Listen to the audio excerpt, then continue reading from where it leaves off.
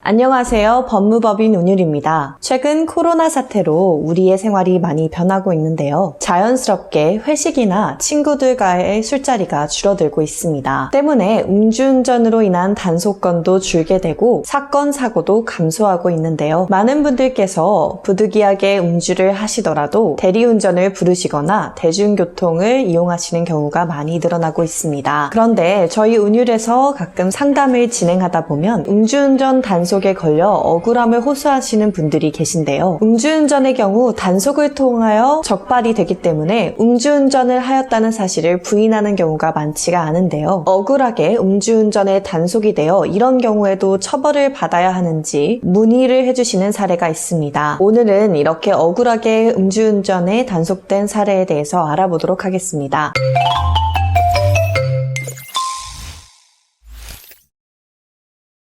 음주운전과 관련하여 억울한 경우가 바로 대리운전을 통하여 집을 가던 도중 이 기사가 차를 방치한 채 떠나버리는 경우인데요. 사례를 하나 소개해드리도록 하겠습니다. 의뢰인께서는 지인들과 술자리 이후 이 대리운전을 불러 귀가를 하게 되었는데요. 집으로 가던 도중 어떤 길로 가야 할지에 대하여 이 대리기사와 의견 대립이 생기게 되었는데요. 서로의 의견이 좁혀지지 않자 말다툼이 시작되었고 급기야 이 대리기사는 우회전을 하던 도중 차량을 세우고 자리를 떠나버렸습니다. 하필 우회전을 하던 그 차선은 우회전 전용 차로였고 뒤따르던 차량도 이 의뢰인의 차가 정차하자 더 이상 진행이 어려워지게 되었는데요. 우회전 전용 차선은 1차선밖에 안 되는 좁은 곳이라 의뢰인의 차량이 비켜주지 않으면 통행이 전혀 불가능한 상황이었습니다. 후방에 있는 차들이 크락션을 울리며 이 의뢰인에게 항의를 하자 의뢰인은 결국 운전자 좌석으로 옮긴 후 약 2m가량을 이동하여 정차하였습니다. 그 이후 다시금 대리운전을 불러 기다리던 도중 신고를 받고 출동한 경찰관들에게 음주운전 단속을 당하게 되었습니다. 아마도 추측하건대 시비가 붙은 대리기사가 떠나면서 의뢰인을 신고한 것이 아닌가 하는 생각을 떨쳐버릴 수 없는데요. 의뢰인께서는 이 경찰관에게 아무리 자초지종을 설명해도 막무가내였고 결국 음주운전에 적발되게 되었습니다. 이후 사건은 법원까지 올라가게 되었고 의뢰인께서는 저희 법무법인을 찾아와 억울함을 호소하였습니다. 이런 상황에서도 음주운전을 처벌받아야 할까요? 결론부터 말씀드리자면 그렇지 않습니다. 이 경우는 음주운전으로 처벌될 수 없는데요. 그 이유는 이 경우는 형법상 긴급피난에 해당되기 때문입니다. 긴급피난이란 자신의 신체나 생명의 위험을 피하기 위한 행동으로 상당한 이유가 있을 때는 처벌할 수 없다는 것인데요. 긴급피난에 대해서 판단하기 위해서는 여러 가지 법률 개념들이 존재하지만 쉽게 말해서 나의 신체나 생명 또는 재산의 침해가 우려되는 상황에 부득이하게 다른 사람의 권리를 해하더라도 그건 처벌하지 않겠다는 것입니다. 간단한 예로 강도가 쫓아와서 강도를 피하기 위해 다른 사람의 담벼락을 넘어간 경우를 생각해 봅시다. 허락도 없이 타인의 주거에 들어가게 된다면 주거 침입죄에 해당하게 되는데요. 이 경우에도 강도를 피하기 위해서 부득이하게 남의 주거에 침입할 수밖에 없었다면 이 경우 긴급피난으로서 주거침입죄로 처벌할 수 없다는 것입니다. 다시 앞선 사례로 돌아와 보면 법원 역시도 해당 사건에서 의뢰인이 후방 차량들을 계속 무시하고 정차하고 있었을 경우 오히려 사고 위험이 높아 보이고 실제로 블랙박스를 통하여 확인해 보았을 때 후방 차량이 이 의뢰인 차량에게 차를 비켜줄 것을 요구하고 있었던 사실과 의뢰인이 이를 이후로 최소한의 거리만 운전한 것으로 봤을 때 음주운전의 고의가 있었다고 보기 어려운 점을 고려하여 긴급피난으로서 음주운전에 해당하지 않는다고 판결을 내렸습니다. 오늘은 이렇게 억울하게 음주운전으로서 처벌을 받는 대표적인 사례를 살펴보았는데요. 최근 들어 대리기사님들과의 싸움이나 또는 다른 이유 등으로 인하여 부득이하게 운전을 할 수밖에 없는 상황에서 단속이 되어 처벌까지 되는 경우가 있는데요. 물론 부득이하다는 사실만으로 항상 무죄가 되는 것은 아니므로 음주 단속 상황에서 억울함이 존재한다면 꼭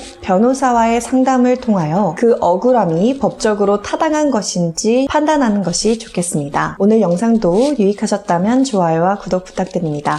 그럼 다음 시간에는 더 좋은 컨텐츠로 돌아오겠습니다.